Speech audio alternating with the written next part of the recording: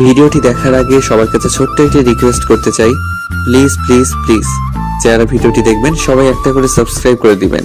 আপনাদের ভালোবাসা পেলে এমন ভিডিও আরো উপহার দিব। ভিডিওগুলো বানাতে অনেক কষ্ট হয়, আমি জানি। ভিডিওটি অনেক মানুষই দেখবেন, প্লিজ একটা করে সাবস্ক্রাইব করে দিবেন। সবাইকে পুরো গল্পটি দেখার জন্য অনুরোধ রইল। আজ ভার্সিটিতে ফাগুন উপলক্ষে একটা প্রোগ্রাম রয়েছে। প্রোগ্রামে আমরা ফ্রেন্ডসরা মিলে একটা গ্রুপ ডান্স করব। সেই নিয়ে অভ্রের কি রাগ। গতকাল সারাদিন এ নিয়ে অভ্র আমার সাথে কথা বলেনি। রাত 2টায় ফোন করলো অভ্র। আমি তখন গভীর ঘুমে তলিয়ে প্রায়, চোখ বন্ধ রাখা অবস্থাতেই অন্ধকারে ফোনটা রিসিভ করলাম। হ্যালো। অভ্র কিচ্ছু বলল না। আমি ওর নিঃশ্বাসের শব্দ শুনতে পেলাম। কোনো সাড়া না পেয়ে চোখ মেলে একবার স্ক্রিনে তাকালাম। সেখানে অভ্রের নাম দেখতে পেয়ে আমার মেজাজটাই খারাপ হয়ে গিয়েছিল। ইচ্ছে করছিল ওকে ফোন থেকে বের করে হারপিক খাইয়ে দিই। কোনো রকমে নিজের রাগ সংবরণ করলাম আমি। প্রায় 10 মিনিট অতিক্রম হতে চলল। অভ্র এবারও কিছুই বলল না। এবার আমি কিছুতেই রাগ নিয়ন্ত্রণ করতে পারছিলাম না। অনেকক্ষণ চোখ মুখ খিচে বসে রইলাম। রাগের চোটে আমার ঘুমে চলে গেল এই মুহূর্তে। অভ্রের কণ্ঠ ভেসে এলো এবার। ওর কথা বলার ভঙ্গিতে বুঝতে পারলাম ওর রাগ এই মুহূর্তে 10টা হক মঞ্জিল জ্বালিয়ে দিতে সক্ষম। অভ্র শান্ত অথচ কঠিন স্বরে জিজ্ঞেস করলো, ব্লক করেছিস? কোন সাহসে তুই আমাকে? আমি কিছুই বুঝতে পারছিলাম না। ব্লক করলেও আমাকে ফোন করলো কিভাবে? তখনই মনে পড়লো গতকাল নাচের প্র্যাকটিস শেষে সবাই মিলে একটা গ্রুপ ছবি তুলেছিলাম। ছবিতে নাদিমও ছিল। সেটাই ওর কাছ থেকে লুকিয়ে আপলোড করার জন্য ব্লক করেছিলাম। অবশ্য আনফ্রেন্ড না করে সোজা ব্লক করে দেওয়ার কারণ শুধুই যে রেগে থাকা তা না। অভ্রের আমার প্রতি অতিরিক্ত পজিটিভ আচরণ আমার একটুও পছন্দ না। আরে ভাই, বেস্ট ফ্রেন্ড আছে সেটাই থাক না, খামোখা বাপ হতে চাস কিসের জন্য? আমি গলার স্বর গম্ভীর করে বললাম, রেগেছিলাম। অভ্র মেজাজ শান্ত করার চেষ্টা করে বলল, নাদিমের সাথে মিশতে বারণ করেছিলাম না তোকে? কেন ছবি তুলেছিস ওর সাথে? আর তোর পাশেই কেন দাঁড়াতে হলো? মেঘা রুম্পাও তো ছিল, ওদের সাথে কেন দাঁড়ালো না? আমি এতক্ষণে মহারাজের এত রাগ থাকার কারণ বুঝতে পারলাম। আমার মাথায় দুষ্ট বুদ্ধি চাপলো। ওকে আরেকটু রাগিয়ে দেওয়ার জন্য বললাম, হ্যাঁ তুলেছি, তাতে কি হয়েছে? নাদিম কি তোর মতো হিংসুটে? এত কিউট সুইট ভদ্র হ্যান্ডসাম ছেলেটাকে নিয়ে তুই এত হিংসা করিস কেন অভ্র? আমার কিন্তু খারাপ লাগে না ওকে। দেখিস না সব সময় কেমন কেয়ার করে আমার। মিতু, তুমি কিন্তু ফাস্ট ফুড তো খেও না, এগুলোতে জীবাণু আছে। মিতু, আস্তে হাঁটো, পড়ে যাবা। How sweet. অভ্র কিছু বলো না। কিছুক্ষণ চুপ থেকে দুম করে ফোনটা কেটে দিল। সাথে সাথে ওর নাম্বার থেকেই 10 সেকেন্ডের মধ্যে টেক্সট এলো, খবরদার আমার সাথে তুই আর কথা বলবি না মিতু। ও যে ভয়ঙ্কর রেগে আছে তা বুঝতে আমার আর কষ্ট করতে হলো না। ও, আপনাদের তো বলাই হয়নি, আমি মিতুয়া হক। আর এতক্ষণ ধরে যাকে নিয়ে বলছিলাম ও অভ্র, আমার বেস্ট ফ্রেন্ড। অভ্রের সাথে আমার প্রথম যখন পরিচয় হয় তখন আমার বয়স 7 বছর আর অভ্রের বয়স 10 বছর। আমরা একই এলাকাতে পাশাপাশি বিল্ডিং এ থাকতাম। আমি ওকে প্রথম দেখেছিলাম নীলা আপুর বিয়েতে। নীলা আপু আমাদের দুজনেরই প্রতিবেশী ছিল। অভ্র খয়েরি রঙের একটা শার্ট পরেছিল সেদিন, সাথে সাদা ফুল প্যান্ট। ওর হাতে রিমোট কন্ট্রোল গাড়িটা দেখে আমার যে কি লোভ হয়েছিল। কোনো কিছু না চিন্তা করে ওর হাত থেকে ছো মেরে ছিনিয়ে নিয়েছিলাম গাড়িটা। কিন্তু অভ্র আমায় কিচ্ছু বলো না, এমনকি একটু রাগলেও না। আম্মু আমাকে বোঝানোর চেষ্টা করছে মেয়েরা এইসব নিয়ে খেলে না, এটা ছেলেদের খেলনা। কিন্তু আমি কিছুতেই গাড়িটা দেবো না বলেই জেদ করেছিলাম। আমার কান্নাকাটি দেখে আন্টিও আমাকে কোলে নিয়ে আদর করতে করতে আম্মুকে বললেন, থাক ভাবি, এটা নিয়ে মিতু খেলুক, অভ্র মোটেও মন খারাপ করবে না। অভ্র আসলেই সেদিন একটুও মন খারাপ করেনি। পিট চোখে আমার দিকে চেয়েছিল। আমি অবাক হয়ে চেয়েছিলাম ওর দিকে। ছেলেটাকে আমার বড্ড অন্যরকম লেগেছিল সেদিন। অথচ আম্মু যখন আমার চেয়ে ভাইয়াকে একটু বেশি আদর করতেন, আমি সারাদিন মুখ ফুলিয়ে বসে থাকতাম। রাতে আব্বু এলে আব্বুকে অভিনয় করে বিচার দিতাম।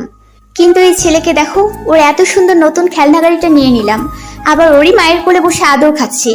অথচ তার মধ্যে এসব নিয়ে কোনো আক্ষেপ নেই, যেন সে মজা পাচ্ছে আমাকে খেলনাটা দিতে পেরে। আমার খুব হাসি পায় এগুলো মনে পড়লে। অথচ আমার সেদিনে অত দয়ালু বন্ধুর এখন এই হিংসের মাত্রা দেখো। হিংসে নিয়ে কোনো নোভেল যদি দেয়া হতো তাহলে আমাদের অভ্রই দেশের দুর্নাম একা বয়ে আনতে সক্ষম হতো। এই মিতু, কি রে, আজ বা ক্যাম্পাসে কি প্রোগ্রাম আছে বললি? পরে ঘুমালে ভার্সিটি যাবে কখন? আম্মুর ডাকে আমি ঝড়ের গতিতে ঘুম থেকে উঠে বসলাম। উঠেই দেয়াল ঘড়িতে চোখ বুলালাম। ও মাই গড, ইটস টু লেট। আমাকে 10টার আগে ক্যাম্পাসে পৌঁছাতে হবে। অলমোস্ট 9টা বাজতে চললো। আমি তাড়াহুড়ো করে কোনো মতে একটা বসন্তী রঙের শাড়ি গায়ে জড়িয়ে নিলাম। কোনো রকমে তাড়াহুড়ো করে চুলগুলো আঁচড়ে খোপা করে নিলাম। কসমেটিকগুলো একটা ব্যাগে নিয়ে নিলাম। ক্যাম্পাসে গিয়েই সাজবো না হয়। ডাইনিং রুমে যেতেই অভ্রকে চোখে পড়লো।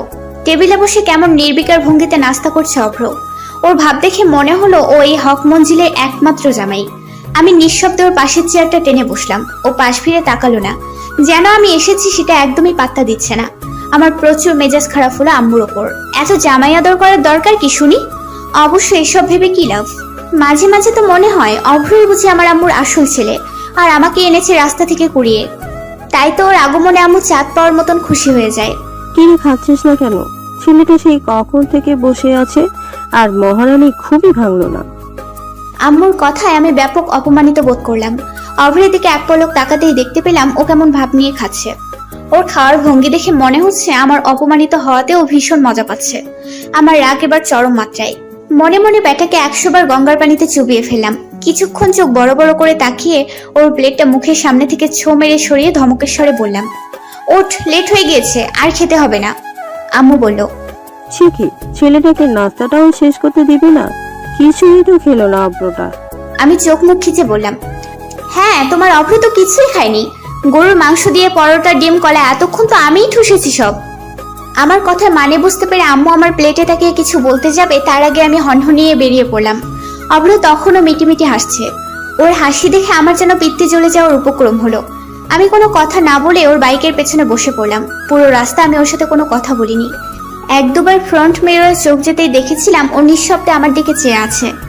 এর মধ্যে অভ্র বাইকটা একটা রেস্টুরেন্টের সামনে দাঁড় করিয়ে আমাকে জোর করে নাস্তা করালো। আমি খেতে না চাইলে জোর করে নিজের হাতেই খাইয়ে দিল, যেন আমার উপর ওর কত অধিকার।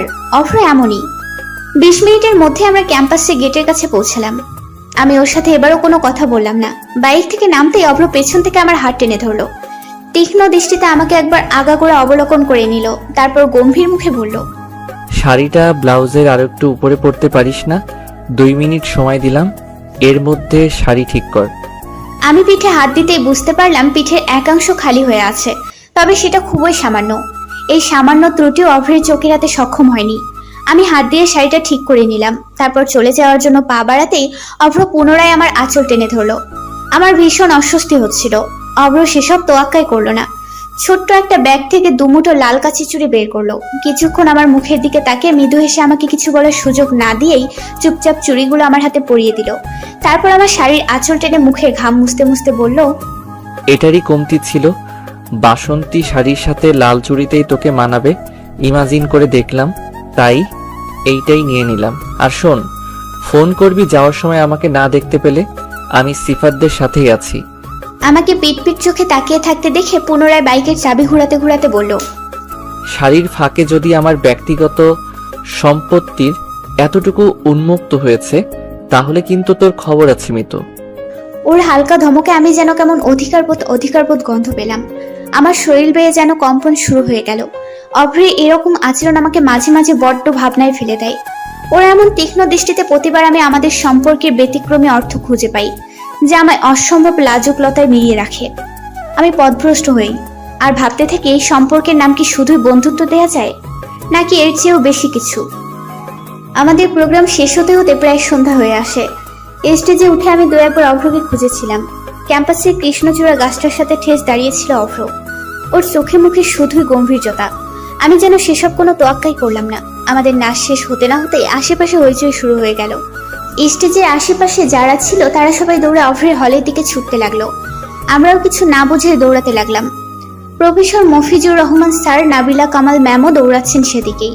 হলের করিডোরের দিকে দিশা হয়ে দৌড়াচ্ছে রিয়াদ, আর ওকে ধরার জন্য পেছনে অভ্র দৌড়াচ্ছে। অভ্রের পেছনে ছুটছে পুরো ক্যাম্পাস।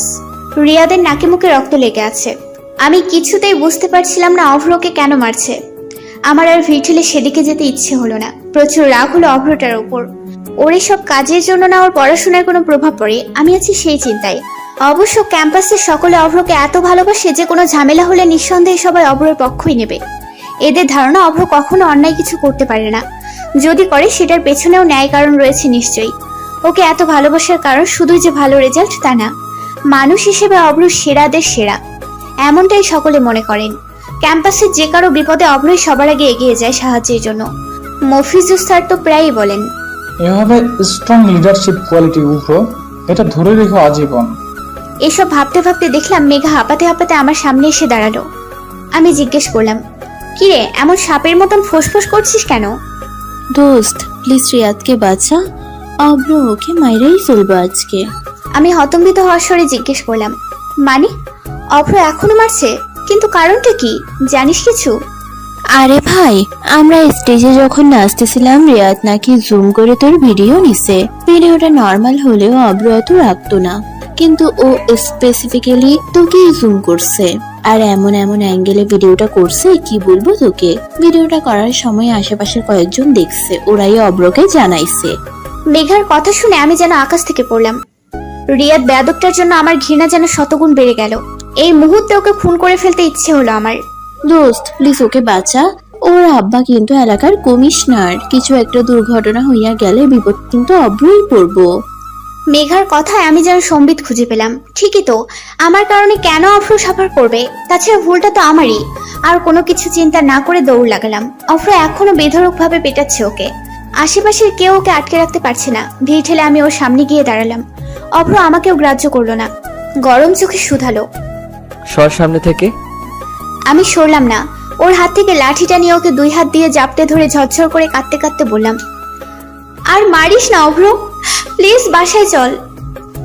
অভ্র কিছুই বলল না। হাতের লাঠিটা একপাশে ফেলে আমাকে ছাড়িয়ে নিঃশব্দে প্রস্থান নিল। সেদিনের পর থেকে অভ্রের সাথে আমার 4 দিন যাবৎ কোনো কথা হয়নি। আমি অনেকবার ফোন করেছি, টেক্সট করেছি, ও কোনো কিছুতে রেসপন্স করেনি। এই প্রথম অভ্র আমার সাথে এতদিন কথা না বলে থাকলো। রাতে ছাদে উঠে ওর বারান্দার দিকেও তাকিয়ে থেকেছি প্রতিদিন। আমাকে দেখা মাত্রই অভ্র রুমে চলে যেত। অভ্রের এমন অদ্ভুত রূপ আমি আগে কখনোই দেখিনি। আমার ভীষণ মন খারাপ হয়ে গেল। পঞ্চম দিনে আমি এদিক সেদিক না চিন্তা করে সোজা অভ্রদের বাসায় চলে গেলাম। কলিং বেলে চাপ দিতে আন্টি হাসি মুখে দরজা খুললো, যেন আমার উপস্থিতি ওনাকে একটু অবাক করেনি, কিংবা আমি আসবো বলেই জানতেন আন্টি। আমাকে দেখা মাত্রই জাপটে ধরে অভিমানী মুখ করে বললেন, আন্টির কথা কি একটু মনে পড়ে না তোর? বাসা থেকে বেরিয়ে 2 পা এগোলেই তো চলে আসতে পারিস।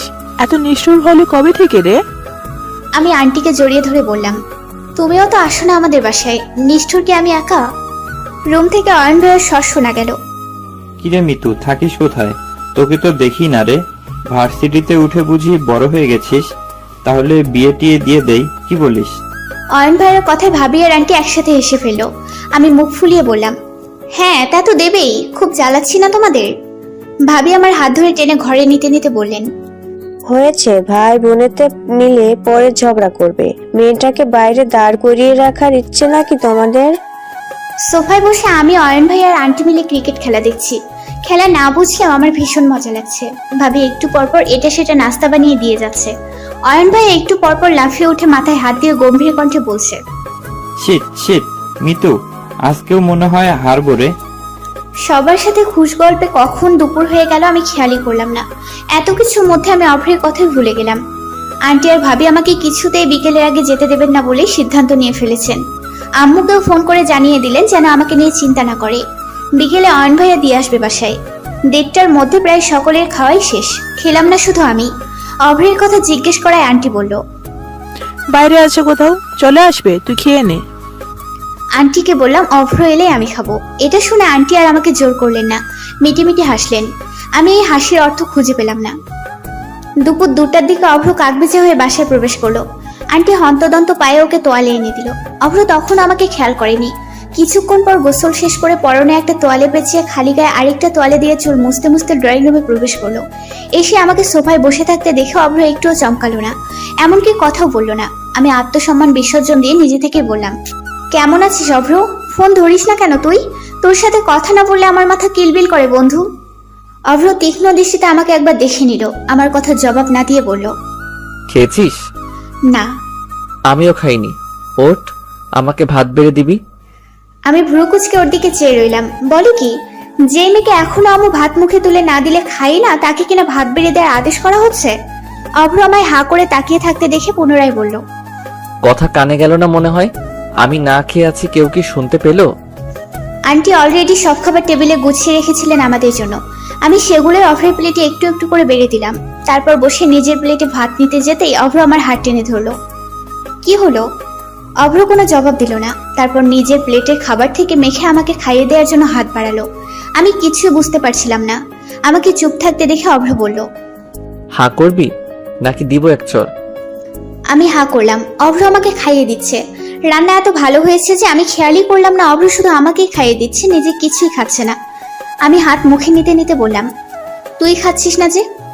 অভ্র এবারও কিছুই বলল না। খাওয়া শেষ হলে নিজ হাতে খাবারগুলো গুছিয়ে রাখলো। তারপর প্লেটগুলো ধুতে ধুতে বলল, বাইরে থেকে খেয়ে এসেছি আমি। অভ্রকে আমি বহু সময় ধরে চিনি, আবার যেন একদমই চিনি না। মাঝে মাঝে আমার ভীষণ কৌতূহল হয় অভ্রকে জানবার জন্য। এই ছেলেটাকে মাঝে মাঝে আমার কেমন অন্যরকম মনে হয়। এই অভ্র আমায় প্রতি কাজে উপলব্ধি করায় সে আমায় প্রতিনিয়ত বিস্ময় করা থেকে কখনোই বিরত থাকবে না। আমাকে তাকিয়ে থাকতে দেখে অভ্র বলল, চা খাবি? আমি মাথা ওপর নিচ করে বুঝালাম, হ্যাঁ খাবো। কিছুক্ষণের মধ্যে অভ্র চা বানিয়ে আনলো। আমি চা খেতে খেতে টিভি দেখছি আর অভ্র আমার পাশে বসে কানে হেডফোন লাগিয়ে গান শুনছে। আমার বারবার মনে হচ্ছে অভ্র আমার দিকে তীক্ষ্ণ দৃষ্টিতে চেয়ে আছে। আমি পাশ ফিরে তবুও তাকাই না। অভ্রের অনেক আচরণের অর্থ আমি বুঝি, তবুও যেন বুঝি না। ওর চোখ দুটো প্রতিবার আমায় অনেক কিছু বলে। আমি তবুও মুখ ফিরিয়ে নেই এবং তাদের জানিয়ে দিই আমি তার চক্ষুদয় করতে ইচ্ছুক নই। কোথায় যেন একটা ব্যারিকেড আমার, আবার কোথাও তীব্র যন্ত্রণা অভ্রবিহীন। এত কিছুর মধ্যেও যেটা আমি চাইলেও অস্বীকার করতে পারি না তা হলো অভ্র আছে বলেই মিতু ভালো থাকে, অভ্রই তাকে ভালো রাখে। বৈশাখের কাঠফাটা রোদে প্রকৃতি এখন বিবর্ণ প্রায়। এই রুদ্ররুক্ষ সকালে আমি আর অভ্র ভার্সিটিতে যাওয়ার জন্য বের হলাম। এই মুহূর্তে আমি যে তেতে অমলেট হয়ে যাচ্ছি সেদিকে এই স্বার্থপর প্রকৃতির কোনো খেয়াল আছে? নেই। রাস্তায় বের হয়ে আমার মনে হলো পৃথিবীর সব ফালতু ব্যাপার নিয়ে মানুষের যত আক্ষেপ, অথচ চৈত্রের রাক্ষসী রূপের বর্ণনা দিয়ে কোনো কবি সাহিত্যিকরা কি বিভৎস কিছু লিখতে পারেনি? চাইলেই লিখতে পারতো, কিন্তু এসব লিখে মিতুকে তৃপ্তি দেওয়ার মতন মহান হৃদয় কোনো কবি সাহিত্যিকদের নেই। তাতে কি? মিতু এসবের ধারধারার মেয়ে নয়। মিতু অলওয়েজ সো বুড়ো আঙুল to all irritating things and move on. আজ আর অভ্র বাইক নিল না, আবার রিক্সাও নিতে চাইল না। এই ছেলেটার মতিগতি আমি মাঝে মাঝে বুঝে উঠতে পারি না। এটাকে কখনো কখনো আমার নিউটনের সূত্রের মতন জটিল মনে হয়।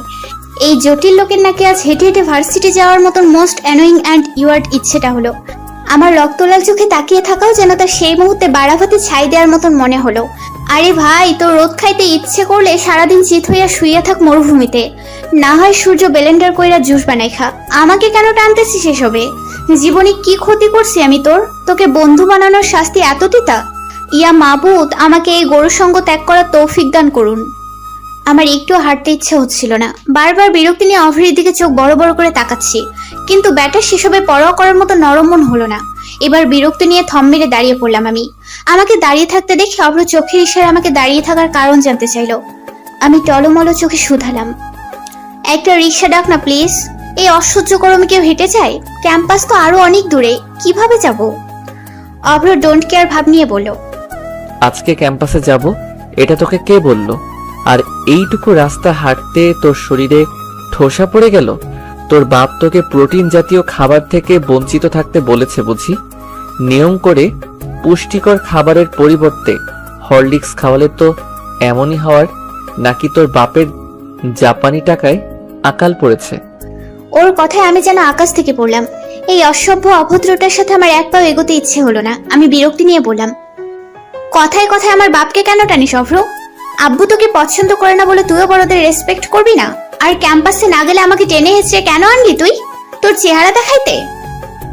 অভ্র শার্টের কলার ঝাঁকাতে ঝাঁকাতে বলল, তাকাতেই পারিস। আফটার অল আমার মতন স্মার্ট বয় পাশাপাশি হাঁটলে যে কোনো মেয়েরই মনোযোগ স্ট্যাচু হয়ে যাবে। ওর কথায় আমি বিরক্তিতে চোখ বন্ধ করে নিলাম। এই মুহূর্তে আমার ইচ্ছে হচ্ছে অভ্রের চুল ছিঁড়ে গরু ছাগলকে খাইয়ে দিতে, কিন্তু আফসোস পারলাম না।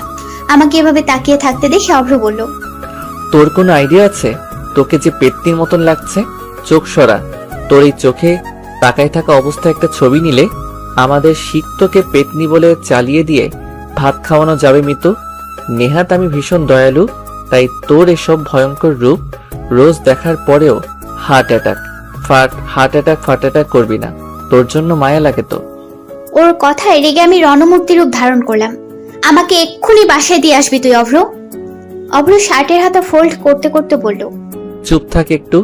আর হাঁটতে না পারলে কোলে ওঠ আমার। তোকে কোলে নিতে আমার কিন্তু প্রবলেম নাই। Are you ready darling? আমি বিরক্তি নিয়ে বললাম, ইম্পসিবল, গো টু হেল, আমি একাই যেতে পারবো বাসায়। অভ্র আমার হাত টেনে বলল, আরে বাপ, একটু পরে তো বাসে উঠবই, এমন করছিস কেন? একটু ভদ্র মহিলার মতো হাঁটতে পারিস না? বাপের মতো কেমন মির্জাফর হয়ে যাচ্ছিস দিন দিন। আমি ভ্রুকুচকে জিজ্ঞেস করলাম, বাসে উঠছি মানে কোথায় যাব? সেটা গেলেই জানতে পারবি। রীতিমতো টেনে হেঁচড়ে আমাকে বাসে ওঠালো অভ্র। কিছুক্ষণ বিরক্তি নিয়ে বসে থেকে ক্লান্ত হয়ে কখন অভ্রের কাঁধে মাথা রেখে ঘুমিয়ে পড়েছিলাম খেয়াল করিনি। অভ্র সবার মতো না, ওকে আমি সেই ছোট্টবেলা থেকেই জানি, তাই ওকে যে কোনো পরিস্থিতিতেই চোখ বন্ধ করে বিশ্বাস করতে আমার একবারও ভাবতে হয় না। He is my comfort zone. Abhra মানে মিতুর কিছুই হবে না। এই তো সেদিনের কথা, ক্যাম্পাসে 104 ডিগ্রি জ্বর নিয়ে আমি ঘাড় কাত করে ব্রেঞ্চে বসে আছি। কারোর সাথে কথা বলার শক্তিটুকু আমার নেই। ক্লাস শেষে গেটের বাইরে যেতেই অভ্রকে দাঁড়িয়ে থাকতে দেখতে পেলাম। ওকে দেখা মাত্রই আমার সকল দুর্বলতা বেরিয়ে আসতে চাইলো। আমি মলিন চোখে অভ্রকে দেখে নিলাম। কিছু বলতে যাব তার আগে অভ্র ঝড়ের গতিতে বাইক থেকে নেমে আমায় ধরে ফেললো। আমি আমার সর্বস্ব শক্তি হারিয়ে ফেললাম। তারপর কি হলো আমার মনে নেই। 4 ঘন্টা পর নিজেকে হসপিটালের বেডে শুয়ে থেকে হাতে স্লাইন লাগানো অবস্থায় আবিষ্কার করলাম।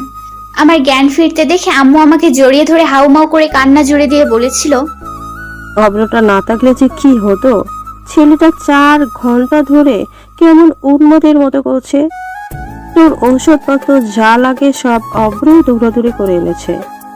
আমি ক্লান্ত চোখে আম্মুর কথা শুনছিলাম। কিছুক্ষণ পর আন্টি আর ভাবি এলেন আমায় দেখতে। অভ্র এলো না। আরো 1 ঘন্টা ঘুমিয়ে চোখ মেলার পরই চোখের সামনে কারো শান্ত চাহনি আবিষ্কার করলাম। অভ্র আমার বেডের পাশেই বসে আছে। ওকে কেমন ক্লান্ত দেখালো, চোখগুলো ফুলে ফুলে আছে। আমাকে তাকিয়ে থাকতে দেখে অভ্র শান্ত অথচ কঠিন গলায় বলল, এমন না করে প্লিজ, একেবারেই আমাকে মেরে ফেল তুই। আমার শান্তি তো তোর সহ্যই হয় না, তাই না? ঠিক মতো খাওয়া দাওয়া করবি না, শরীরে রোগ বাঁধিয়ে বসে থাকবি, লো প্রেশার নিয়ে পাকিস্তানি সিরিয়াল দেখবি।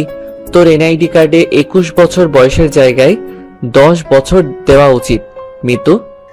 আমি সেদিন কিছুই বলিনি ওকে। ওর প্রতিটা বাক্যই কেমন যত্নশীল লাগছিল আমার। আমাকে শান্ত বাচ্চাটির মতো হাসি মুখে চেয়ে থাকতে দেখে অভ্র বলেছিল, হাসবি না তুই, একদম হাসি বন্ধ। আর কোনোদিন এমন আনডিসিপ্লিন চলাফেরা যদি দেখেছি, আমাকে হার্ট অ্যাটাক দেওয়ার অপরাধে তোর 14 গোষ্ঠীকে জেলের ভাত খাওয়াবো, দেখিস। অভ্র এই কথা শুনে আমি বেশ শব্দ করেই হেসে ফেললাম। ভুলে গেলাম সকল অসুখ সকল ব্যথা। অবশ্য পুরোটা অভ্রই আমার কাছে একটা কমফোর্ট জোনের প্যাকেট। পৃথিবীতে বাবা আর ভাইয়ের পরে একটা ছেলেই আমার সবসময় নিরাপদ অনুভব করায়, যার কারণে অভ্রকে শুরু থেকে বেস্ট ফ্রেন্ডের প্রমোশন করিয়ে দিয়েছিলাম। অভ্র নিচু হয়ে বসলো, যেন আমার মাথাটা ওর কাজ ছুতে কষ্ট করতে না হয়। আমার ঠোঁটে প্রশান্তির হাসি। ঢাকা থেকে বাসে করে আমরা কুমিল্লার দাউদকান্দি উপজেলায় এসে পৌঁছালাম। বাসের পুরোটা সময় অভ্র কাকে যেন বারবার ফোন করে জানাচ্ছে আমরা কখন কোথায় আছি। আমি ভ্রুকুচকে ওর দিকে জিজ্ঞাসা সূচক দৃষ্টিতে তাকাতেই প্রতিবার জবাব দিয়েছে, তোকে কিডন্যাপ করার প্ল্যান করতেছি দোস্ত। Are you prepare to accept me as your কিডন্যাপারার? প্রতিবার আমি বিরক্তি নিয়ে আবার ঘুমিয়ে পড়েছি। আমরা দাউদকান্দি ফ্লাইওভারের নিচে দাঁড়িয়ে। আমি কিছুই বুঝতে পারছি না। আমি যেন এবার ভীষণ উদ্বেগ হয়ে পড়লাম ভেতরে ভেতরে। বারবার মনে হচ্ছিল আমার অভ্রের সাথে এত দূর আসাটা ঠিক হয়েছে কিনা। তার উপর আব্বু আম্মুকেও জানানো হয়নি। আমার ভয় হচ্ছে শুধু আব্বুকে নিয়ে। এসব ভাবতে ভাবতেই দেখলাম অল্প বয়সী 2 জন ছেলে দূর থেকে অভ্রকে দেখে দৌড়ে এসে জড়িয়ে ধরলো। আমি ভ্যাবাচাকা খাওয়ার নাই তাকিয়ে রইলাম কিছুক্ষণ ওদের দিকে। ওদের কুশল বিনিময় চলল বেশ অনেকক্ষণ যাবৎ। তারপর কালো শার্ট পরা ছেলেটি আমাকে হাসি খুশি মুখ করে জিজ্ঞেস করলো, কেমন আছো মিতু আপু? আমি বিস্ময় নিয়ে জিজ্ঞেস করলাম, তুমি আমাকে চেনো? ছেলেটি হেসে জবাব দিল, হ্যাঁ, উগ্র ভাইয়া, ফুপি, অয়ন ভাইয়া, ওরা সবাই তো তোমার কথা বলে। তোমার ছবিও কতবার দেখিয়েছে ফুপি আমাদের। আন্টিকে বারবার ফুপি বলাতে আমার বুঝতে অসুবিধা হলো না অভ্র আমাকে ওর নানা বাড়ি নিয়ে এসেছে। আমি বুঝতে পারছি না অভ্র হঠাৎ এখানে কেন নিয়ে এলো আমায়। আবার মনে মনে ভাবতে লাগলাম হয়তো কোনো কাজে এসেছে, আর কোনো সঙ্গ না পেয়ে আমাকেই টেনে হিঁচড়ে নিয়ে এসেছে। কিন্তু আন্টি ওদের আমার ছবি দেখিয়েছে, ব্যাপারটা কেমন রহস্যজনক মনে হলো আমার। আমি কৌতূহল নিয়ে অভ্রকে জিজ্ঞেস করলাম, অভ্র এখানে কেন আসলাম আমরা? বিকেলের আগে যেতে পারবো তো? আমি কিন্তু বাসাতে এসব ইনফর্ম করি নাই, তুই ভালো করেই জানিস সেটা। অভ্র আমার সামনে উঠতে থাকা চুলগুলো কানের কাছে গুজে দিয়ে বলল, আপনার সেসব নিয়ে ভাবতে হবে না ম্যাডাম। তাছাড়া আপনি এখানে আছেন সেটা আন্টি অলরেডি জানে। আমি আটকে উঠে জিজ্ঞেস করলাম, জানে মানে? এই অভ্র তুই বলে দিস আম্মুকে? হায় হায়, এখন কি হবে? আব্বু জানতে পারলে আমি শেষ রে। আর আম্মু জানলে তুই আমাকে কেন জানালি না আগে? অভ্র বিরক্তি নিয়ে বলল, জানালে মনে হয় তুই ঢ্যাং ঢেঙিয়ে চলে আসতি। বেশি কথা বলিস তুই, চুপচাপ হাট। আর আমি বলিনি কিছুই। আম্মুই গতকাল আন্টিকে বলেছে যাতে তোকে দীপার বিয়েতে যেতে দেয় আমার সাথে। আম্মুরা গতকালই এসে পড়েছে। আমরা বিপা মানে তোর মামাতো বোনের বিয়েতে এসেছি অভ্র? এই গাধা, আগে বলতে পারিসনি এটা? আগে বললে আমি ভালো কিছু পরে আসতে পারতাম। শিট, একটু দেখ তো আমাকে ঠিকঠাক লাগছে কিনা। অভ্র তীক্ষ্ণ দৃষ্টিতে আমাকে একবার আগাগোড়া দেখে নিয়ে মুখে রহস্যময় হাসি ঝুলিয়ে চুপচাপ হাঁটতে লাগলো। ওকে চুপ থাকতে দেখে আমি জিজ্ঞেস করলাম, কি রে, কেমন লাগছে বললি না তো? অভ্র আমার দিকে এক পলক তাকিয়ে দুঃখী দুঃখী কণ্ঠে হাত জোর করে বলল, মিতু প্লিজ আমাকে বাঁচতে দে, আর কোনোদিন এত নিখুঁতভাবে তোর দিকে তাকাতে বলবি না। আমি যথেষ্ট ধৈর্যশীল মানুষ, তুই কিন্তু আমার মতো নিষ্পাপ পুরুষের ধৈর্য পরীক্ষা করছিস। আমি বিস্ময় নিয়ে ভেবাচেকা খাওয়ার নেয় মাথা চুলকাতে চুলকাতে প্রশ্নসূচক দৃষ্টিতে ভ্রুকুচকে তাকিয়ে রইলাম ওর দিকে। ওর কথায় আগামাতে কিছু বুঝতে পারছিলাম না আমি। আমাকে কেমন লাগছে সেটা বলতে হলে ওকে ধৈর্য ধরতে হবে? অদ্ভুত তো। হাঁটতে হাঁটতে আমরা চলে এলাম গন্তব্যে। অভ্রদের নানু বাড়িটা কিছুটা পুরোনো দিনের বাড়িগুলোর মতো। ওর মামারা সবাই একই ছাদের নিচে থাকেন, অর্থাৎ জয়েন্ট ফ্যামিলি। বাড়িতে ঢুকতেই বাচ্চাদের ছোটাছুটি, চিৎকার চেঁচামেচি শুনতে পাওয়া গেল। আমাকে দেখতে পেয়ে মামুনিরা এমনভাবে জড়িয়ে ধরলেন যেন আমাকে তারা আগে থেকেই জানেন, চেনেন। আমি অফ্রের নানা বাড়ির মানুষ বলতে বিপাদে দেখেছিলাম একবার অফ্রের বাসায়।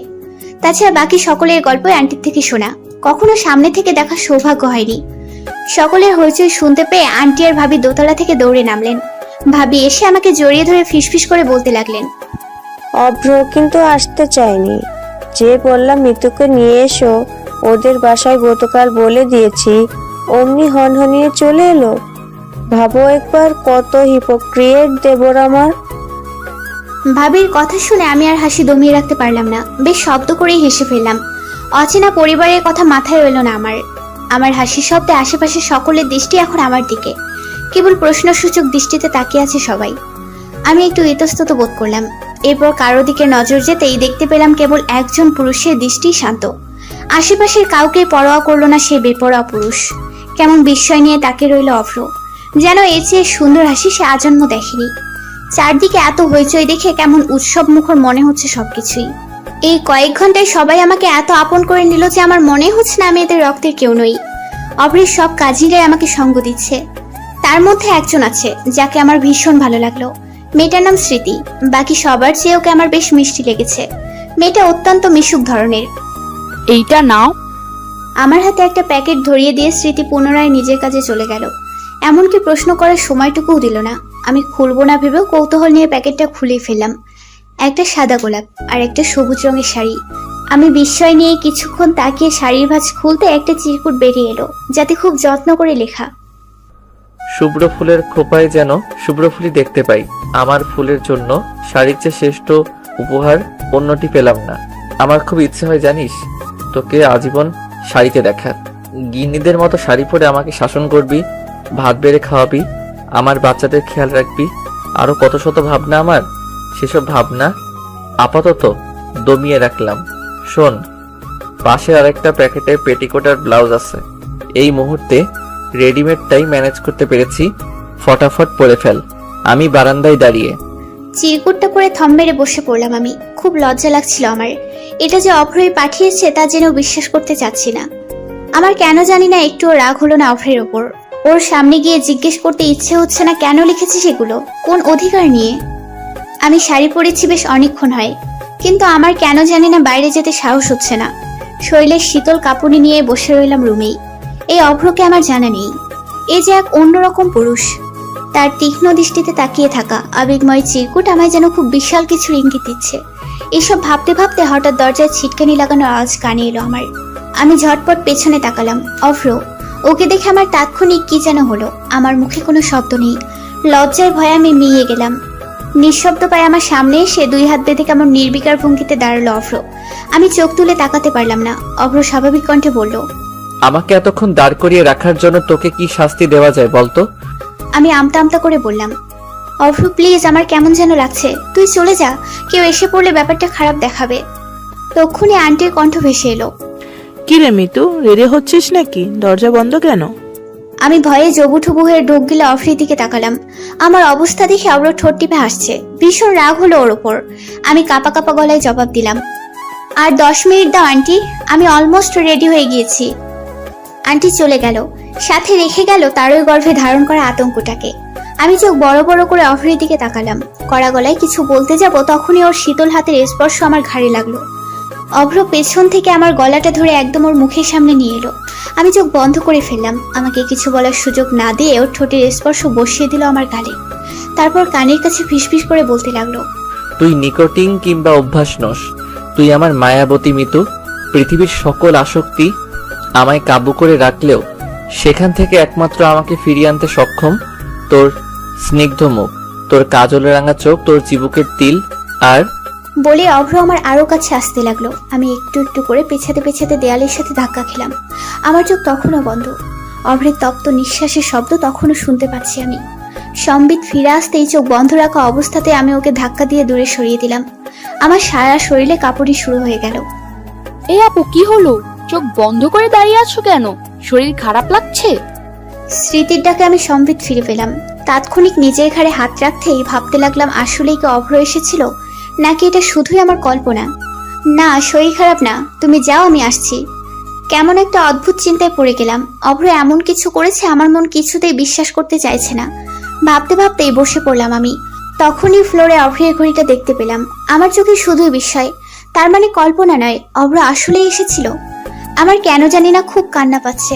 এই অভ্রকে আমি কিছুতেই মেনে নিতে পারছি না। কেমন অচেনা লাগছে সবকিছু। আমার আর এক মুহূর্তও থাকতে ইচ্ছে হচ্ছে না এখানে। সেদিনের পর থেকে আমি অভ্রের সাথে কোনো কথাই বলিনি। আমি যে অভ্রকে পছন্দ করি না ব্যাপারটা এমনও না। তবে অভ্রের হঠাৎ করে এমন আচরণে আমি মনে হয় অনেকটাই অপ্রস্তুত হয়ে পড়েছিলাম। কিছুতেই আমি ওর সেদিনের করা আচরণকে স্বাভাবিক বলে মেনে নিতে পারছিলাম না। এই মেনে না নিতে পারার উত্তরটাও আমার জানা নেই। শুধু জানি আমার এই মুহূর্তে অভ্রকে খুব বিরক্তিকর কিছু বলে মনে হচ্ছে। এই কয়দিনে অভ্র আমাকে অজস্রবার ফোন দিয়েছে, বাসায়ও এসেছে বহুবার। ওকে দেখা মাত্রই আমি রুমে চলে যেতাম। আমার আচরণের প্রভাব হয়তো ওর ওপর কিছুটা হলেও পড়েছে। অভ্র গত 2 দিন যাবত আমার সামনে আসেনি, এমনকি একবারও ফোন করেনি। এতে অবশ্য ভালোই হয়েছে। আমার আর যেচে ওকে ইগনোর করতে ইচ্ছে হচ্ছে না। 1 সপ্তাহ পর ভার্সিটি গেলাম আমি। অভ্র আসেনি ক্যাম্পাসে। তারপর আরো কয়েকদিন টানা ক্যাম্পাসে অভ্রকে দেখতে পেলাম না আমি। সিফাতকে জিজ্ঞেস করায় বলল অভ্রগত 10 দিন ধরে ভার্সিটিতে আসে না। তার মানে বিপার বিয়ের পর থেকেই। এবার আমার কেমন চিন্তা হতে শুরু করলো। অভ্র ক্যাম্পাসে আসেনি এতদিন, তাহলে আছে কোথায় হতচ্ছাড়াটা? বান্ধবীর থেকে পাওয়া গোপন রিয়েকশনে দেবদাস হয়ে যায়নি তো? 12তম দিনে বারান্দার দোলনায় বসে আরাম করে বড়ের আচার খাচ্ছিলাম আমি। বাসার সামনের গলিতে দাঁড়িয়ে থাকা কয়েকটা ছেলে কেমন শকুন দৃষ্টি নিয়ে আমার দিকে তাকিয়ে শীষ বাজাচ্ছিল। লাল রঙের শার্ট পরা ছেলেটা জিভে বারবার ঠোঁট ভিজাচ্ছে দেখে আমার কেমন শরীর ঘিন ঘিন করতে আরম্ভ করলো। চেহারায় কেমন বখাটে ছাপ দেখা গেল ওদের অঙ্গি ভঙ্গি দেখে কেমন গা গুলিয়ে আসার উপক্রম হলো আমার। শান্তি মতো একটু বারান্দায়ও বসতে পারলাম না। এদের কারণেই এদেশের মেয়েরা এখনো অনিরাপদ। পড়াশোনা ছেড়ে দিয়ে বাপের টাকায় বখাটেপনা করে বেড়াতে এরা স্বাচ্ছন্দ্য বোধ করে। আমার ইচ্ছে হলো এদের ধরে গণপিটুনি খাওয়াতে, কিন্তু আমি সেটা করলাম না। নিজের প্রতিবাদী ভাবনাকে দমিয়ে রুমে ফিরে গেলাম আমি। রুমে আসার 2 মিনিটের মধ্যেই বাইরে হইচই শোনা গেল। চিৎকার চেঁচামেচিতে আমি আর আম্মু গেটের বাইরে আসতেই দেখতে পেলাম ওই ছেলেগুলোর মধ্যে লাল শার্ট পরা ছেলেটা অভ্রের পা ধরে বসে আছে। আমাকে দেখা মাত্রই ছেলেটা হাঁটু গেড়ে বসে হাত জোর করে বলতে লাগলো, আফা মাফ কইরা দেন, আর এমন করবো না, ভাইরে কোন সাইডা দিতে। বলে আবার কান্না শুরু করে দিল। আম্মু কিছুই বুঝতে পারছিল না, কেমন বিস্ময় আর হতভম্ব হওয়ার ন্যায় তাকিয়ে রইল আমার দিকে। তারপর ইশারায় আমিও বোঝালাম যে আমিও কিছুই জানি না। আমার থেকে উত্তর না পেয়ে আম্মু অভ্রকে জিজ্ঞেস করলো, কি রে, কি করছে ওরা? মারছিস কেন এভাবে? অভ্র কিছু বলার আগেই ফারদিন বলে উঠলো, মারবো না কি করব? শালাকে কত বড় সাহস জানেন আন্টি? আমাকে অভ্রের দিকে এক পলক চেয়ে। না মানে রাস্তাঘাটে মায়া করে বিরক্ত করে তো। একটু আগেও আমাকে পরিচিত একজন রে উত্তক্ত করতেছিল। এগুলা তো ঠিক না, তাই না আন্টি? এই লাইগেই উগ্র ভাইয়া ধইরা পিড়াইয়া থানায় দিয়ে আইতে কইল। ফারদিনের কথায় যেন আম্মু খুশি হয়ে গেল। ওর মাথায় হাত বুলিয়ে বলতে লাগলো, খুব ভালো কাজ করছো বাবা। ওদেরকে আসলেই পুলিশে দেওয়া উচিত। আর তোমাদের মতো ছেলেরা আছে বলেই এই দেশে এখনো অনেক অঘটনের হাত থেকে মেয়েরা বেঁচে যাচ্ছে। যে মেয়েটাকে উত্ত্যক্ত করছে সেও তো তোমার আর অভ্রের বোনের মতোই, তাই না? আম্মুর কথায় অভ্র হঠাৎ কেসে উঠলো। কাঁচতে কাঁচতে ফারদিনের দিকে গরম চোখে তাকাতেই ফারদিন দাঁত বের করে হাসার চেষ্টা করে আম্মুকে বলল, না আন্টি, আমার বোন হইলেই যে উগ্র ভাইয়েরও হইতে হইব এমন কিন্তু কথা নাই। ধরেন আমার ফিউচার বউ কিন্তু সম্পর্কে আমার বউ, কিন্তু উগ্র ভাইয়ের তো বউ না। সম্পর্কে উগ্র ভাই আমার বউয়ের ভাসুর। একইভাবে আমার বোন হইলেই ওই মাইয়া উগ্র ভাইয়েরও বোন হইব, এটা কিন্তু কোনো যুক্তি হইল না। বুঝছেন আন্টি? ওর কথায় আগাগোড়া কিছুই বুঝতে পারলো না আম্মু। বিরক্তি নিয়েই বলল, কি আবল তাবল বকছো ফারদিন? আম্মু আরো কিছু বলার আগেই ফারদিনের গালে একটা দাবাং মার্কা চর বসে গেল। ফারদিন হতভম্ব চোখে গালে হাত দিয়ে হা করে তাকিয়ে আছে। নিজের ইজ্জত বাঁচাতে এবার চরটা খাওয়ার পরেও হাসার চেষ্টা করে বলল, ভাই ভাই, হ্যাঁ হ্যাঁ, এসব কোনো ব্যাপার না আন্টি। উগ্র ভাই আমার বেশি ভালোবাসে তো তাই। অব্রকে শুরু থেকেই চুপ থাকতে দেখে আম্মু এবার বলে উঠল, কি রে অব্র, কিছু হয়েছে তোর? তোকে তো আজকাল দেখাই যায় না রে। বাসায় আসিস না কতদিন বলতো? চল বাসায় চল, আজকে তোর পছন্দের ঝাল ঝাল গরুর মাংস রান্না করতেছি আজকে। অভ্র তীক্ষ্ণ দৃষ্টিতে আমাকে এক পলক দেখে নিয়ে বলল, ইস, কি আমার কাজওয়ালা ব্যস্ত ছেলে রে। তোর আবার কি করছে? কোনো কথা শুনবো না আমি, একদম মার খাবি। আর একটা কথা বললে চল। রীতিমতো টেনে হেঁচড়ে আম্মু অভ্রকে বাসায় নিয়ে এলো। সোফায় বসে বসে পৃথিবীর অষ্টমত আশ্চর্য দেখছি আমি। শুধুই যে দেখছি তা না, আবিষ্কার করছি। এই অদ্ভুত ব্যাটাকে কি করে নিজের বেস্ট ফ্রেন্ড বানিয়ে এতগুলো বছর অতিবাহিত করলাম সেটাই বুঝতে পারছি না। আরে বাপ, তুই যে রাগ করেছিস ওইটার ডেট কি এত তাড়াতাড়ি ফেল হয়ে গেল? অ্যাটলিস্ট আত্মসম্মানের খাতিরে একটা মাস নিজের রাগের লাস্টিং করাইতি। তা না, উল্টো ঢ্যাং ঢ্যাঙিয়ে বাসায় এসে কেমন করে গিলছে দেখো।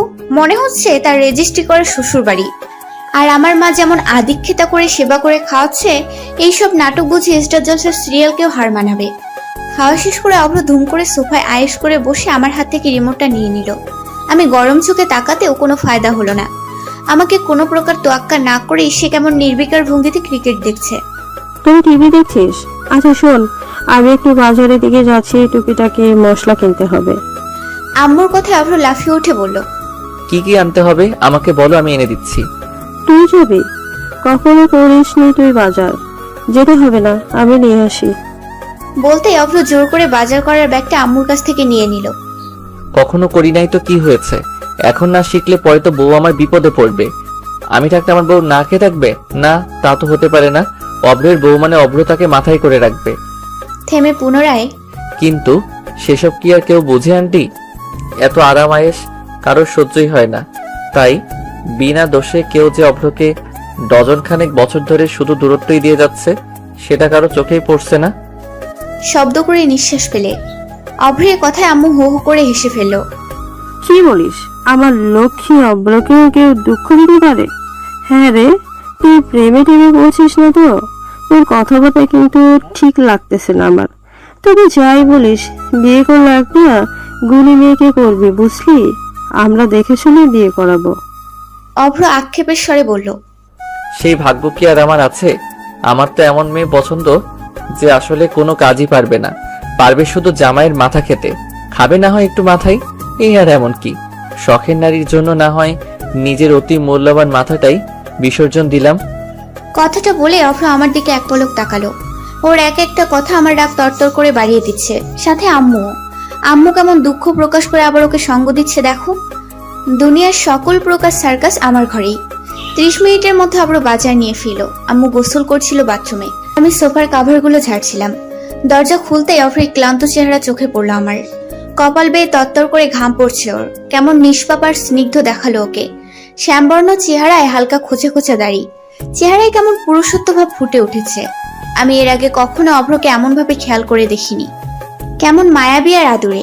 মুহূর্তে আমার সারা শরীর বেয়ে রোমাঞ্চকর অনুভূতি ছেয়ে গেল। আমাকে পলকহীন তাকিয়ে থাকতে দেখে ধমকের স্বরে বলল, কি সমস্যা? ব্যাগগুলো নিয়ে যে দাঁড়ায় আছি, চোখে লাগতেছে না? একে তো এই গরমে একটা রিক্সা পাইলাম না, তার উপর বাইরে দাঁড় করে সঙ্গের মতো সামনে দাঁড়ায় আসার সামনে। এত কষ্ট করে আইলাম, কই একটু বাতাস করবি? ওনা দিয়া ঘাম মুইছা দিবি তা না, স্ট্যাচু হইয়া দাঁড়ায় আছে। তোর মন থেকে কি মায়া দয়া নামক শব্দ দুইটা নাই হইয়া গেছে রে? মূর্তির মতো দাঁড়ায় না থাইকা সর সামনে থাইকা। আমি হতভম্ব হয়ে গেলাম ওর কথায়। এইটুকু একটা কারণে এত কথা শোনানোর কোনো দরকার ছিল? গন্ডার একটা। ড্রয়িং রুমের সোফায় বসে অভ্র ক্লান্ত মুখে শার্টের বোতাম খুলতে খুলতে বলল, নিজ থেকে না বললে তো বিষ ছাড়া কিছুই খাওয়াবি না। মাথায় তো গোবর ছাড়া কিছুই নাই। এক গ্লাস শরবত বানাই নিয়ে আয় যা। কত বড় সাহস! আমাকে মিতুয়া হককে অর্ডার করা হচ্ছে? আজকে উপকার না করলে বেটা তোকে সত্যি বিষ খাওয়াইতাম। দাঁড়ায় আসোস কেন? মনে মনে তো ঠিকই 14 গোষ্ঠী তুইলা গালি দিতেছিস। অবশ্য তোর মতন গোবর মাথার গালি কি হইতে পারে আমার জানা আছে। গন্ডারের গন্ডি পার কইরা অন্য কোনো গালি আবিষ্কার করার মতন বুদ্ধি তোর নাই। অভ্র বেশ আয়েশ করেই শরবতটা খেলো, কিন্তু মুখে বলল, খুবই বাজে বানাইছিস। এত বাজে ট্রেনিং তোকে কোন ইউটিউবার দেয়? আন্টি এত বাজে শরবত বানানো কিছুতেই শিখাবে না, নেভার এভার। বলতে বলতে আমার ওড়না দিয়ে কেমন স্বাভাবিক ভঙ্গিতে মুখ মুছতে লাগলো, যেন এটা তার অধিকারের মধ্যে পড়ে। আমি কিছুই বলতে পারলাম না, বরাবরের মতোই ওর আচরণে কাবু হয়ে গেলাম আমি। অভ্র চলে গেল, সাথে রেখে গেল অজস্র প্রশ্ন। এই বিরক্তিকর মানুষটা আমায় এত নিখুঁতভাবে জানে? এই আমাকে আমার চেয়েও বেশি জানে? কি করে জানে?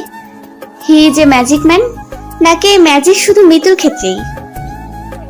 আর মাত্র 4 মাস পরেই 4র্থ বর্ষের ফাইনাল পরীক্ষা আরম্ভ হতে যাচ্ছে। সারা বছর পড়াশোনার সাথে দেখা সাক্ষাৎ না থাকলেও এই সময়ে ব্যাচের সবার মধ্যেই একটা ব্যস্ততা মুখর পরিবেশের সৃষ্টি হয়েছে।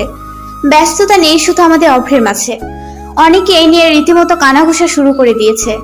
ক্লাসের ফার্স্ট বয় অলিতে গলিতে ঘুরে বেড়াচ্ছে, ব্যাপারটা অনেকে হজম করতে পারছে না। এই তো গতকাল মেসেঞ্জার গ্রুপে অভ্রকে নিয়ে রীতিমতো গবেষণা শুরু হয়ে গিয়েছিল।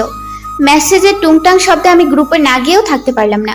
ওদের গবেষণায় এক পর্যায়ে কাঙ্ক্ষিত মানুষটির আগমন ঘটল।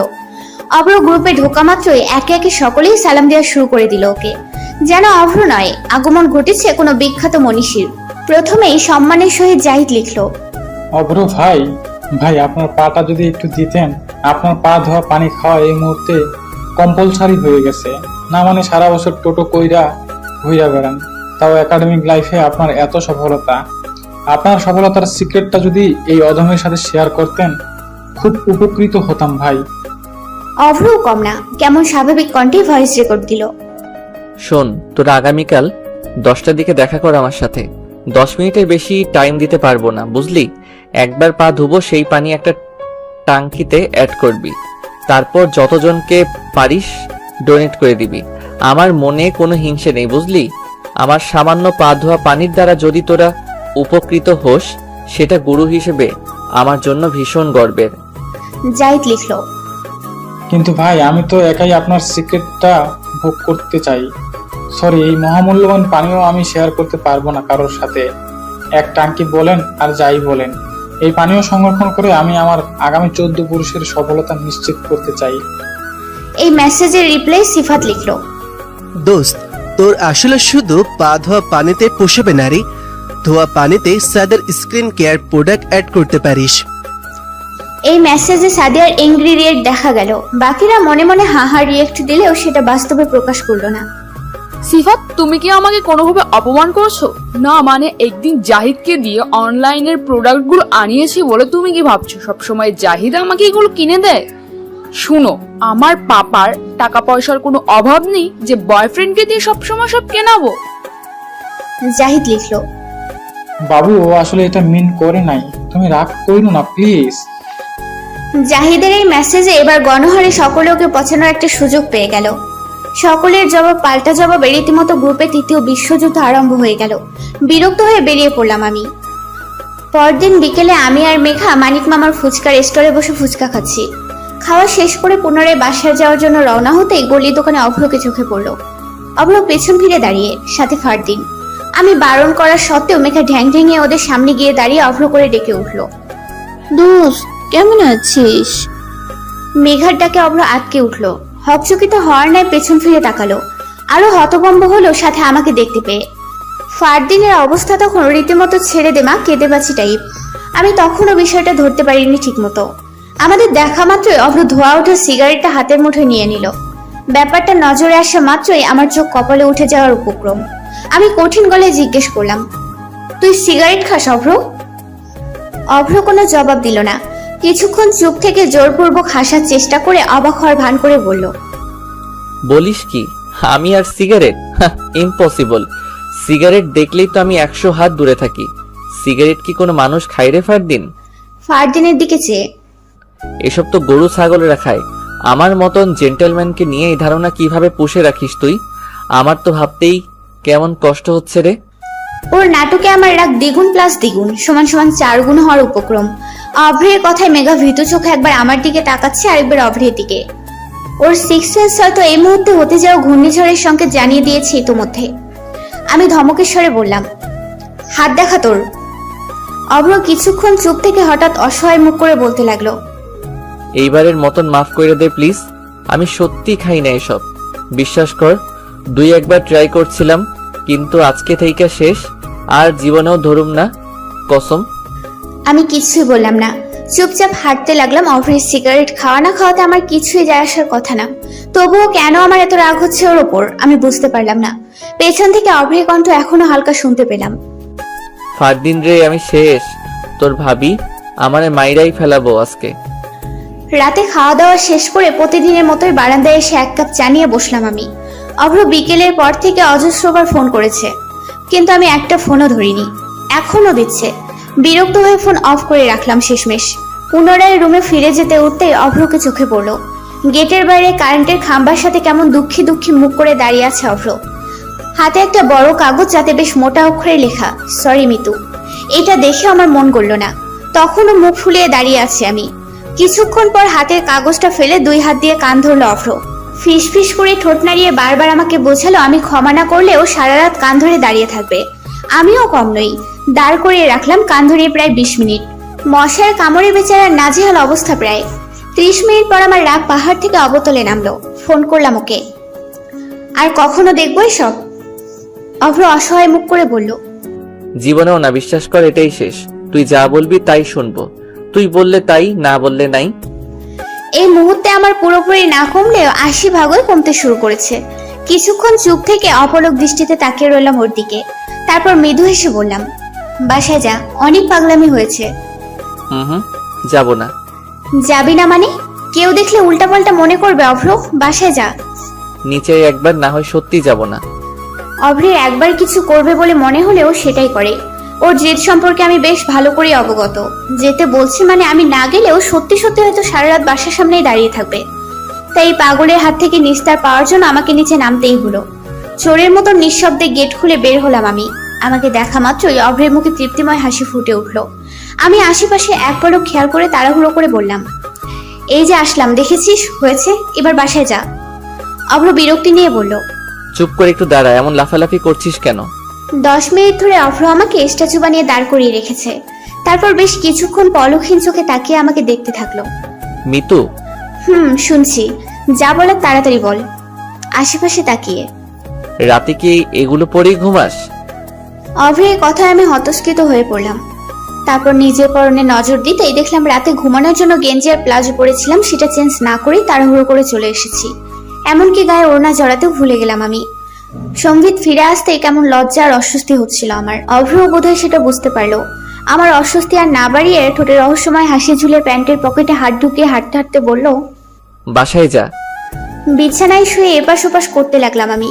কিছুতেই ঘুম আসছে না আমার। ফোনটা অন করতেই নোটিফিকেশনের টুংটাং আওয়াজ। ফেসবুক অন করলাম।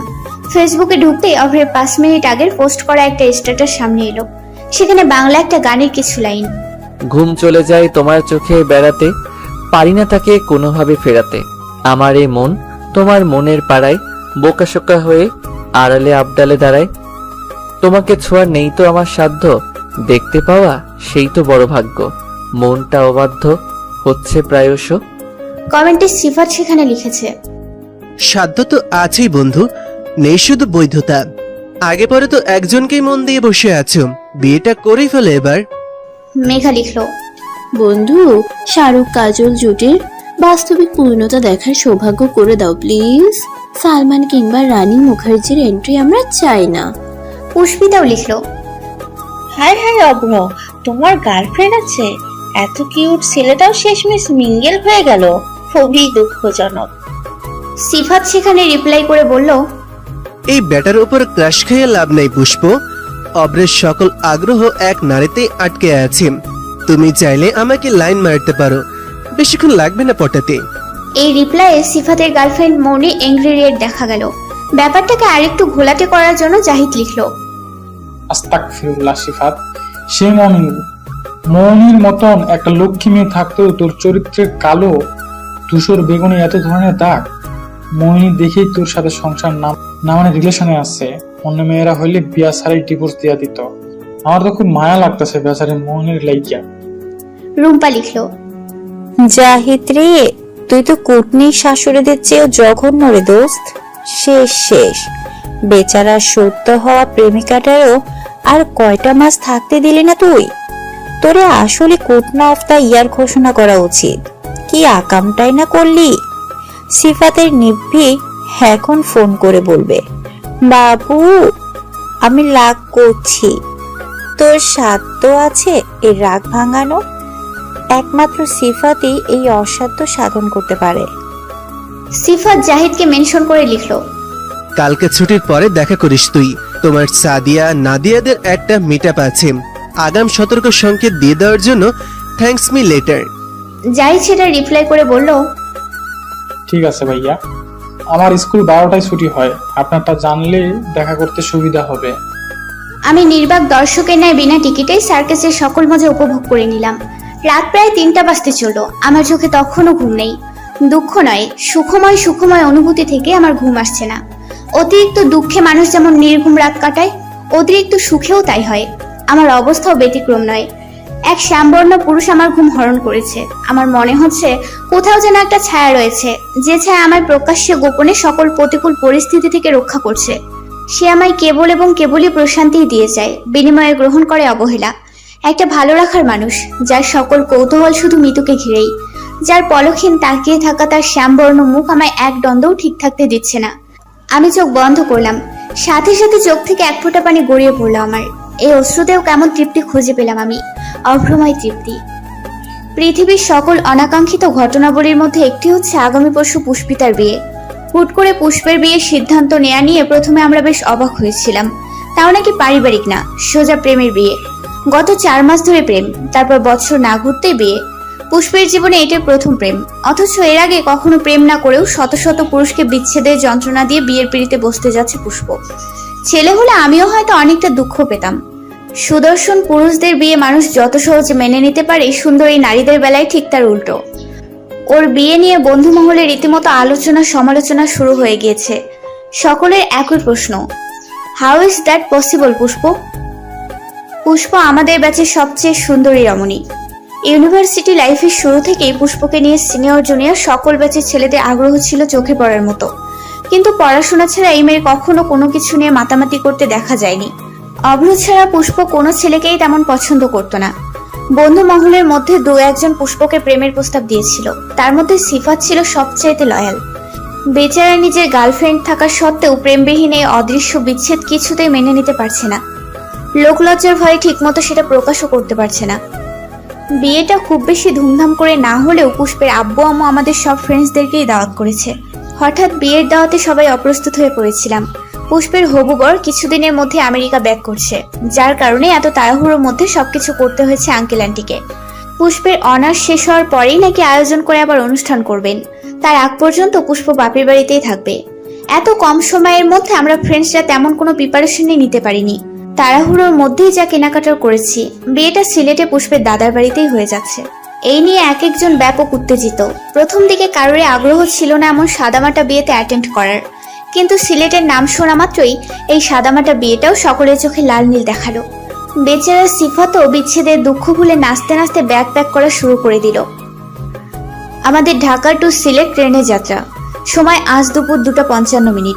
সবাইকে 2:20-এর মধ্যে ঢাকা বিমানবন্দর রেলওয়ে স্টেশনে উপস্থিত থাকতে বলে দিয়েছে অভ্র। আমরা সকলেই সময় মতো পৌঁছে যাই।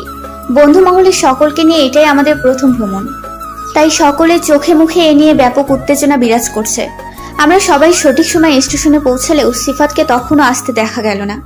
অভ্র কিছুক্ষণ পরপর ফোন করছে ওকে, রিং হলেও অপর প্রান্ত থেকে রিসিভ হচ্ছে না। 2:40 বাজতে চলল, সিফাত এলো না। মুখে প্রকাশ না করলেও মনে মনে আমরা সকলেই এবার উদ্বিগ্ন হয়ে পড়লাম। সিফাত না এলে আমরা আদৌ সিলেটে যাচ্ছি কিনা তা নিয়ে প্রশ্ন উঠল। আর অল্প কিছুক্ষণ সময় আছে, তার মধ্যে সিফাত না এলে আমরাও সিলেটে যাচ্ছি না বলেই সিদ্ধান্ত নিলাম। সকলের মনের মধ্যে বিরাজ করা টান টান উত্তেজনা যেন মুহূর্তেই মাটিতে লুটিয়ে পড়তে লাগলো। আমরা হতাশ মুখে দাঁড়িয়ে রইলাম। এত কাঠখড় পুড়িয়ে বাসা থেকে পারমিশন নেয়ার পর যদি না যেতে পারি, এর চেয়ে দুঃখের আর কিছুই হতে পারে না। হঠাৎ কারো উচ্চস্বরে আমরা পেছন ফিরে তাকালাম। হাঁটু ধরে হাঁপাতে হাঁপাতে দাঁত কেলিয়ে হাসার চেষ্টা করে কাঙ্ক্ষিত মানুষটি বলল, কিরে তোদের মধ্যে কোনো এক্সাইটমেন্ট নাই কেন? বুঝলাম না, অমন তাকে আছিস কেন? সুন্দর লাগতেছে আমাকে। আসার সময় শুধু ফেয়ার অ্যান্ড লাভলি দিয়েছিলাম, বিশ্বাস কর। ওর কথা শেষ হতে না হতেই জাহিদ হাতের বোতলটা ছুঁড়ে মারল সিফাতের গায়ে। তারপর পায়ে জুতা খুলতে খুলতে বলল, তোর এক্সাইটমেন্টের অমলেট বানাব তুই। তোর খবর আছে শালা, খারাপ কইতাছি। সিফাত দিক দিশা ভুলে জাহিদের দুবাই থেকে আগত জুতার হাত থেকে রক্ষা পাওয়ার চেষ্টা করছে। এরই মধ্যে দু একবার ওর গায়ে লেগেও যায়। জাহিদ পুনরায় জুতা তুলে আবার ওর পেছনে দৌড়াতে থাকে। শেষমেশ দৌড়ে না পেরে আমার পেছনে এসে লুকালো। মিতু, বইন আমারে বাঁচা প্লিজ। শালার ওপরে পাগলা কুত্তার আত্মা ভর করেছে, যে কোনো সময় দেবে কামড়। এই যুবক বয়সে কুত্তার কামড়ের ইঞ্জেকশন নেওয়ার কোনো ইচ্ছে আমার নাই। কথাটা শোনা মাত্রই জাহিদ আবার তেড়ে আসলো। পুরো স্টেশন দৌড়াতে দৌড়াতে দুজনেই এক পর্যায়ে ক্লান্ত হয়ে হাঁটু ধরে দাঁড়িয়ে হাঁপাতে লাগলো। তারপর দুঃখী দুঃখী মুখ করে সিফাত বলল, দোষ বিশ্বাস কর, আমার কোনো দোষ নেই। আমি ঠিক টাইমে বাসা থেকে বের হইছি। রাস্তায় এত জ্যাম মামা। ঢাকা শহরের জ্যাম শুধু তোরই পাইছে শালা, আমরা আসি নাই। বাইর হওয়ার আগে তোমার মৌনি নিবিড়ে কনভিন্স করতেই তো 1 ঘন্টা লাগাইছো নিশ্চয়ই। সিফাত হতস্কিত হওয়ার ভান করে ভাব নিয়ে বলল, ছ্যা, আমার এত লেম মনে করিস তোরা? শেষমেশ ইন্টারমিডিয়েট পড়ুয়া প্রেমিকার থেকে পারমিশন লেয়া লাগবে আমার? এত খারাপ দিনও আসে নাই। শার্টের কলার ঝাঁকাতে ঝাঁকাতে বলল। রুম্পা বিরক্তি নিয়ে বলল, চুপ থাক তুই। একে তো লেটার সোর্স, তার উপর চাপা মারতে একটুও কার্পণ্য হোস না। তোর কোনো আইডিয়া আছে আমরা কত টেনশনে ছিলাম? সিফাত টলমলো চোখে বলল, হাউ সুইট রুম্পা, তোরা আমারে এত ভালোবাসোস। চোখের পানি মোছার ন্যায় নাটক করে বলল, এদিকে আয়, তোর একটা চুমা দিই দোস্ত। তোর টেনশন একটু রিলিজ করা দরকার এখন।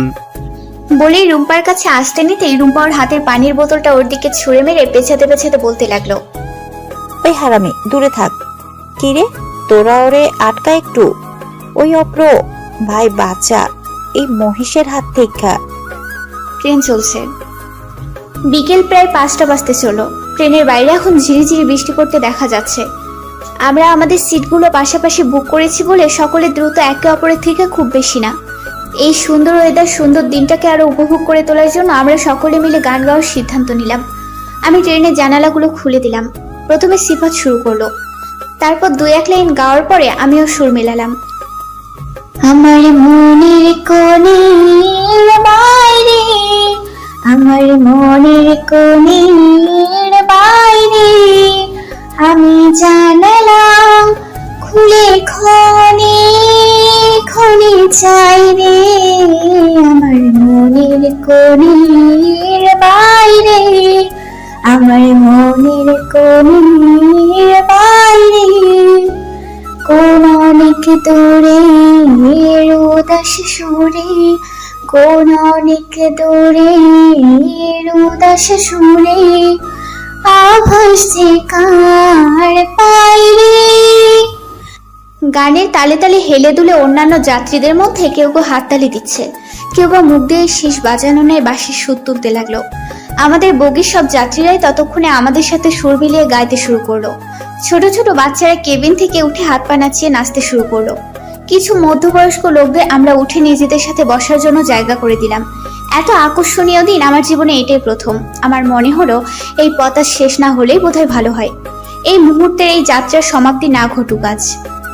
দোস্ত, আমার না কেমন কেমন লাগছে মামা। বুকটায় হাত দিয়ে দেখ অভ্র, মনে হইতাছে কেউ হাতুড়ি আর ইট নিয়ে বুকের মধ্যে বাড়াবাড়ি করতেছে। কারোর কাছ থেকে সারা শব্দ না পেয়ে পুনরায়, কেমনে পারলো পুষ্প এটা করতে? আমার মধ্যে কি কমতি আছে তোরাই ক। সিফাতের কথাই যেন আমরা আকাশ থেকে পড়লাম। জাহিদ সঙ্গে সঙ্গে ফোনের ক্যামেরা অন করে সিফাতের দিকে তাক করে বলল, বন্ধু, যে বিরহ গান একটু আগে শোনাইলা ওইটা একটু রিপিট করো প্লিজ। আমরা চাই না তোমার অস্কার ডিজার্ভ করা গান মৌনি কোনোভাবে মিস করো। রুম্পা বিজ্ঞান নাই বলল, এই তুই এত হিপোক্রিট কবে থেকে হলি রে? সিলেটের নাম শুনে গত রাত থেকে সবার চেয়ে বেশি তুই লাফালি। ইভেন আমরা 3টা মেয়ে যতগুলো না জামা কাপড় নিয়েছি তার চেয়ে বেশি নিয়েছিস তুই। এখনো তোর ব্যাগ খাটলে আগামী 1 মাসের শার্ট প্যান্ট পাওয়া যাবে। তোর আনন্দ দেখে আমাদের মনে হয়েছিল বিয়েটা পুষ্পিতার না তোর। এরই মধ্যে তোর কি হলো আবার?